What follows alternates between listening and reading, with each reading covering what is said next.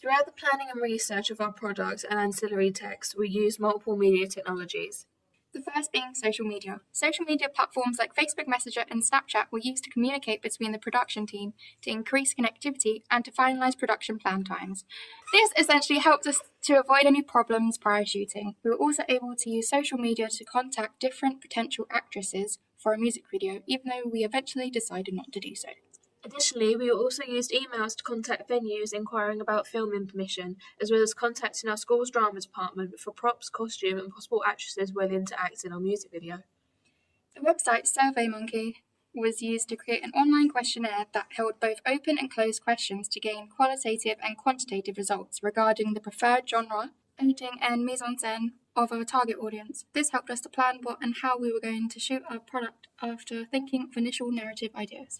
Furthermore, we used our social media platforms once again to send our questionnaires to people within our demographic and desired target audience of young female adults to analyse and draw conclusions based on relationships from our results. Excel was used to put together the gathered data and formulate graphs and charts. By having the charts and graphs created, it made it easier for us to present our findings and to look at the majority vote results in a way that was practical and not time-consuming. To show the progression, planning, and research of our products, we use Wix.com, which is a website and blog builder that helps us to showcase our work in a professional, chronological, and organized manner, making it easier to access certain aspects of the production stage.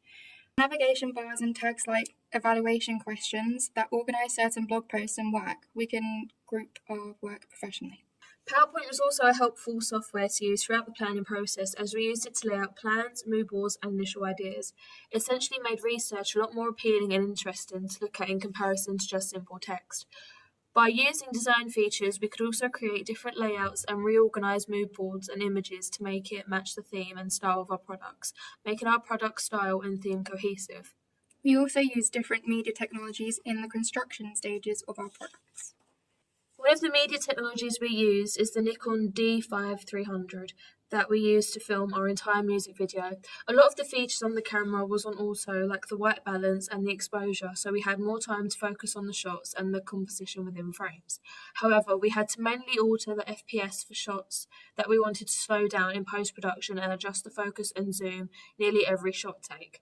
The large vari-angle monitor helped a lot as we were able to see what we were shooting no matter where we positioned the camera. Furthermore, the Nikon D5300 has an ISO feature of up to 25,600, which made it easier for us to film darker interior lighting. For editing, we only used Final Cut Pro X as it had all the necessary features that we needed to use. Instead of using filters, we altered shots by increasing the exposure of the highlights, increased the saturation of the midtones, and reduced the saturation of the shadows. Furthermore, we added a lot of green hues to the highlights to act like a warming filter. Final Cut Pro has also helped us to easily manipulate shots by reducing the opacity and using them as overlays for other shots. By making use of the large timeline, we can layer multiple shots at once. Additionally, we were able to alter the song by reducing the length and volume. We were also able to detach the production audio from shots and remove it. We also used the blade tool to cut shots, and then we added cross dissolves and reverse effects to make the music video more aesthetically pleasing. We also stabilized and slowed down our shots by 50% and 25% to make them work better with the song.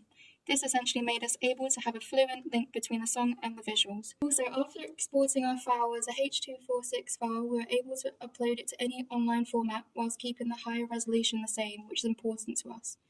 We also use Colour Match to make the shots match and look cohesive with each other. Finally, we also use Photoshop CC 2018 to alter the ancillary text, as it is the best software to use when editing and layering images at a professional level.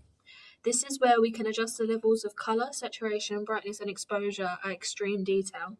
We are also able to use the lasso tool and remove certain aspects of a photograph that reduce the quality of the image, as well as use smudge tools to make colours flow better.